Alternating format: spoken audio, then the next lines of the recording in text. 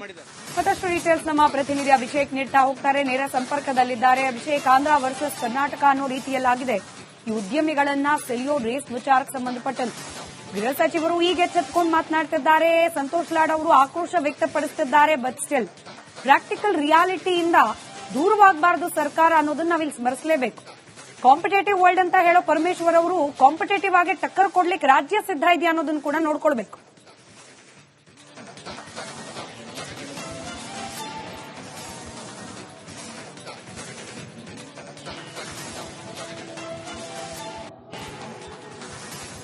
ಖಂಡಿತವಾಗಿಯೂ ಸ್ಮಿತಾ, ಇಲ್ಲಿ ಗಮನಿಸಬೇಕಾದ ಒಂದು ಅಂಶ ಅಂದ್ರೆ ಒಂದ್ ಕಡೆ ರೈತರ ಭೂಮಿಯನ್ನು ಕೂಡ ವಶಪಡಿಸಿಕೊಳ್ಳೋದಕ್ಕೆ ಸರ್ಕಾರದ ಕಡೆಯಿಂದ ಆಗಲಿಲ್ಲ. ಯಾಕೆಂದ್ರೆ ರೈತರ ವಿರೋಧ ಮಾಡೋದಕ್ಕೆ ಆಗೋದಿಲ್ಲ. ಮತ್ತೊಂದ್ ಕಡೆ ಪ್ರತ್ಯೇಕ ಅಥವಾ ಪರ್ಯಾಯ ಜಾಗವನ್ನ ಗುರುತಿಸಬೇಕಾಗಿತ್ತು ಸರ್ಕಾರ, ಅದರಲ್ಲಿ ವಿಫಲವಾಗಿದೆ ಅಥವಾ ಎಡವಿದೆ ಅನ್ನೋದು ಮತ್ತೊಂದು ಲೆಕ್ಕಾಚಾರ ಆಗುತ್ತೆ.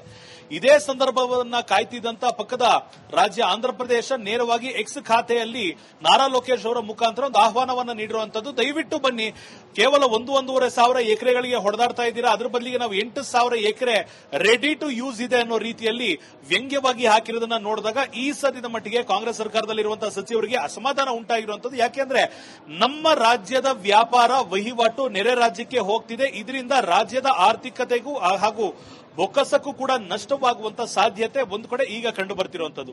ಪರಮೇಶ್ವರ್ ಅವರು ಮಾತನಾಡುವಂತ ಸಂದರ್ಭದಲ್ಲಿ ಹೇಳ್ತಾರೆ, ಹೊಸೂರು ಇದೆ, ಹಿಂದೂಪುರ ಇದೆ, ಈ 2 ಪ್ರತ್ಯೇಕ ಜಾಗಗಳನ್ನ ರೈತರಿಗೆ ಕಳೆದ 3 ವರ್ಷಗಳ ಹಿಂದೆ ಅಂದ್ರೆ 4 ವರ್ಷಗಳಿಂದ ದೇವನಹಳ್ಳಿ ಭಾಗದ ರೈತರು ಹೋರಾಟವನ್ನು ನಡೆಸ್ತಾ ಇದ್ರು. ಆಗ್ಲೇ ಪರ್ಯಾಯ ಜಾಗದ ವಿಚಾರವಾಗಿ ಸರ್ಕಾರ, ಯಾವುದೇ ಸರ್ಕಾರವಿರಲಿ, ಈ ಹಿಂದೆ ಇದ್ದಂತ ಬಿಜೆಪಿ ಸರ್ಕಾರ ಇರಬಹುದು, ಈಗ 2 ವರ್ಷದಿಂದ ಇರುವಂತಹ ಕಾಂಗ್ರೆಸ್ ಸರ್ಕಾರ ಕೂಡ ಒಂದು ವ್ಯವಸ್ಥೆಯನ್ನ, ಒಂದು ಪರ್ಯಾಯವನ್ನ ರೈತರಿಗೆ ಕೊಟ್ಟಿದ್ರೆ.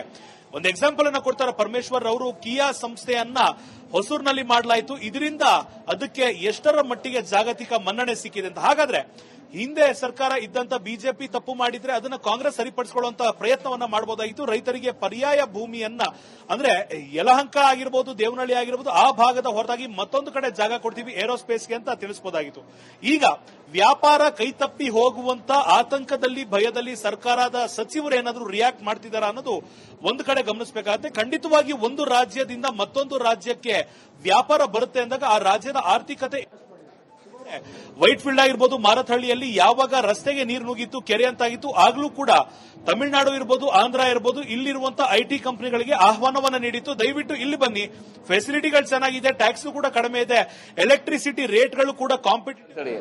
ಬರೇ ಭೂಮಿ ಇದು ಮಾತ್ರ ಹೋಗೋದಿಲ್ಲ, ಜನ ಇಕೋಸಿಸ್ಟಮ್ ಬೇಕಾಗುತ್ತೆ ಮಾಡುತ್ತೆ. ನಾವು ಕರ್ನಾಟಕದಲ್ಲಿ ಇರೋದಕ್ಕಿಂತ ನೆರೆ ರಾಜ್ಯಗಳಿಗೆ ಹೋದ್ರೆ ನಮಗೆ ಆರ್ಥಿಕವಾಗಿ ಉಳಿತಾಯ ಆಗುತ್ತೆ, ಅದರ ಜೊತೆಗೆ ಫೀಸಿಬಿಲಿಟಿ ಕೂಡ ಚೆನ್ನಾಗಿರುತ್ತೆ ಅಂತ ಈ 2 ಅಂಶಗಳನ್ನ ನೋಡಿದಾಗ ಒಂದು ಹೆಜ್ಜೆ ಸರ್ಕಾರ ಪ್ರೊಆಕ್ಟಿವ್ ಆಗಿ 2 ವರ್ಷಗಳ ಹಿಂದೆನೆ ಚಿಂತನೆಯನ್ನ ನಡೆಸಿದ್ರೆ ಈ ದಿನ ಪ್ರಾಬಬ್ಲಿ ಬರ್ತಾ ಇರಲಿಲ್ಲ ಅಂತ ನಾವು ಸ್ಪೆಕ್ಯುಲೇಟ್ ಮಾಡಬಹುದು. ಅದನ್ನ ಕೂಡ read in between the lines ಅಂತ ಹೇಳ್ತೀವಿ, ಅದನ್ನ ಮಾಡಬಹುದಾಗಿರುತ್ತದೆ.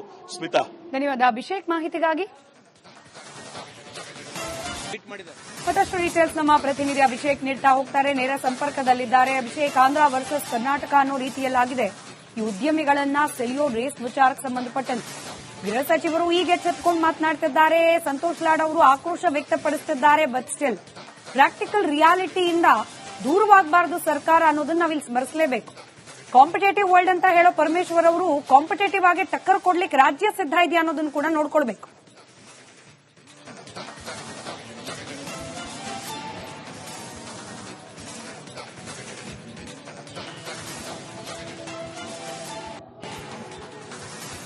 ಖಂಡಿತವಾಗಿಯೂ ಸ್ಮಿತಾ, ಇಲ್ಲಿ ಗಮನಿಸಬೇಕಾದ ಒಂದು ಅಂಶ ಅಂದ್ರೆ ಒಂದ್ ಕಡೆ ರೈತರ ಭೂಮಿಯನ್ನು ಕೂಡ ವಶಪಡಿಸಿಕೊಳ್ಳೋದಕ್ಕೆ ಸರ್ಕಾರದ ಕಡೆಯಿಂದ ಆಗಲಿಲ್ಲ. ಯಾಕೆಂದ್ರೆ ರೈತರ ವಿರೋಧ ಮಾಡೋದಕ್ಕೆ ಆಗೋದಿಲ್ಲ.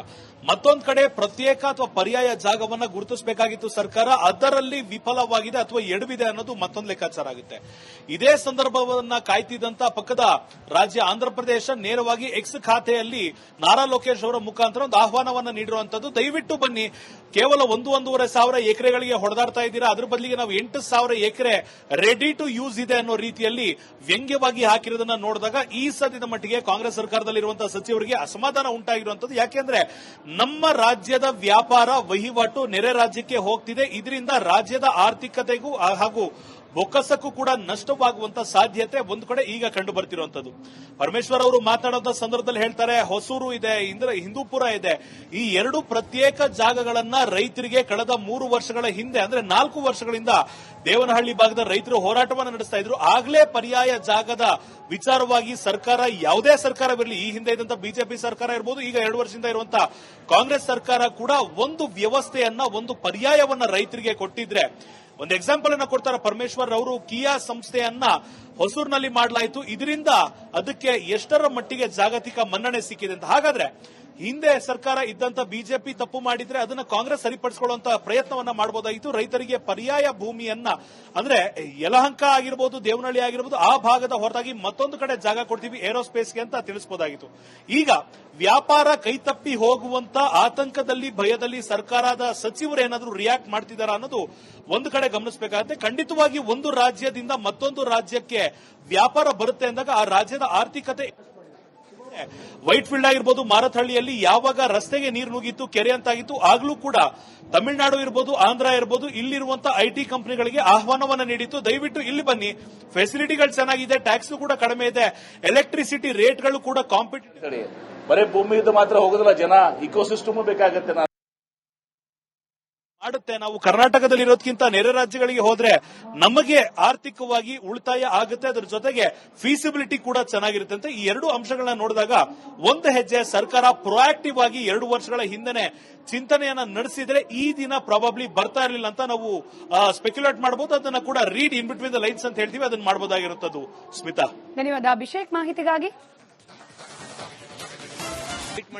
ಮತ್ತಷ್ಟು ಡೀಟೇಲ್ಸ್ ನಮ್ಮ ಪ್ರತಿನಿಧಿ ಅಭಿಷೇಕ್ ನೀಡ್ತಾ ಹೋಗ್ತಾರೆ, ನೇರ ಸಂಪರ್ಕದಲ್ಲಿದ್ದಾರೆ. ಅಭಿಷೇಕ್, ಆಂಧ್ರ ವರ್ಸಸ್ ಕರ್ನಾಟಕ ಅನ್ನೋ ರೀತಿಯಲ್ಲಾಗಿದೆ ಈ ಉದ್ಯಮಿಗಳನ್ನ ಸೆಳೆಯೋ ರೇಸ್ ವಿಚಾರಕ್ಕೆ ಸಂಬಂಧಪಟ್ಟಂತೆ. ಗೃಹ ಸಚಿವರು ಈಗ ಎಚ್ಚೆತ್ಕೊಂಡು ಮಾತನಾಡ್ತಿದ್ದಾರೆ, ಸಂತೋಷ್ ಲಾಡ್ ಅವರು ಆಕ್ರೋಶ ವ್ಯಕ್ತಪಡಿಸುತ್ತಿದ್ದಾರೆ. ಬಟ್ ಸ್ಟಿಲ್ ಪ್ರಾಕ್ಟಿಕಲ್ ರಿಯಾಲಿಟಿಯಿಂದ ದೂರವಾಗಬಾರದು ಸರ್ಕಾರ ಅನ್ನೋದನ್ನ ನಾವಿಲ್ಲಿ ಸ್ಮರಿಸಲೇಬೇಕು. ಕಾಂಪಿಟೇಟಿವ್ ವರ್ಲ್ಡ್ ಅಂತ ಹೇಳೋ ಪರಮೇಶ್ವರ್ ಅವರು ಕಾಂಪಿಟೇಟಿವ್ ಆಗಿ ಟಕ್ಕರ್ ಕೊಡ್ಲಿಕ್ಕೆ ರಾಜ್ಯ ಸಿದ್ಧ ಇದೆಯಾ ಅನ್ನೋದನ್ನು ಕೂಡ ನೋಡ್ಕೊಳ್ಬೇಕು.